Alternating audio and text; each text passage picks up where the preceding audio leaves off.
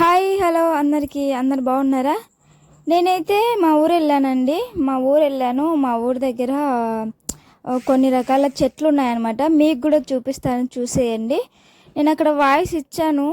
ఏంటంటే ఇంకా పండగ కదా, ఉగాది కదా, ఇంకా దేవుడి పాటలు అవి ఇవి పెట్టినారనమాట. మళ్ళీ నా ఛానల్కి ఇబ్బంది అవుతుందని నేను వాయిస్ ఇస్తున్నాను. ఇది వచ్చేసి నిమ్మకాయ చెట్టు అండి. నిమ్మకాయ చెట్టు మంచి, అంటే ఏమి మందులు వాడకుండా ఇంటి దగ్గరనే చాలా చెట్లు వేసుకున్నారనమాట. మా పక్కింటి వాళ్ళు అక్క అవుతుంది అనమాట ఆమె. నాకు వాళ్ళ చెట్లు చూపిస్తాను నేను.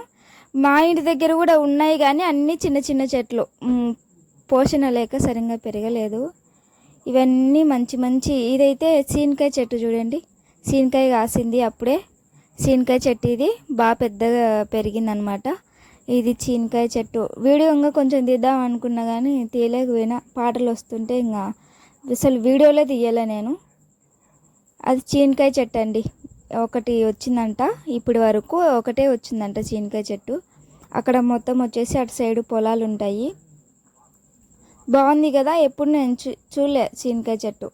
ఇది వచ్చేసి మళ్ళీ ఇదో నిమ్మకాయ చెట్లు 2 రకాలు ఉన్నాయి. మొత్తం నిమ్మకాయలు, ఈ నిమ్మ తోట లాగుంది ఇక్కడ చూస్తుంటే.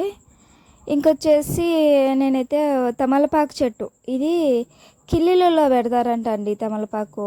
ఈ చెట్టు ఉంది కదా, ఇది మనం బయట కిల్లి అమ్ముతుంటారు చూస్తున్నారు కదా, ఆ కిల్లి తమలపాకు అంట ఇది. మామూలుగా దొరికే తమలపాకు కాదు ఇది. అంటే తమలపాకులలో 2 రకాలు ఉంటాయి. ఆ తమలపాకు వేరు, ఈ తమలపాకు వేరు. ఇది కిల్లీలలో వేసి అవి ఇవి సోపు తీయటి వస్తువులలో వేసి అమ్ముతారు కదా, ఆ తమలపాకు అంటే ఇది. అందుకు మీకు చూపిస్తున్నాను స్పెషల్గా. అంటే నేను ఒకటి తెంపుకొని తిందామని ట్రై చేసిన. అది ఎట్టుందంటే కొంచెం ఘాటుగా ఉంది. అంటే మామూలు తమలపాకు లాగలేదన్నమాట.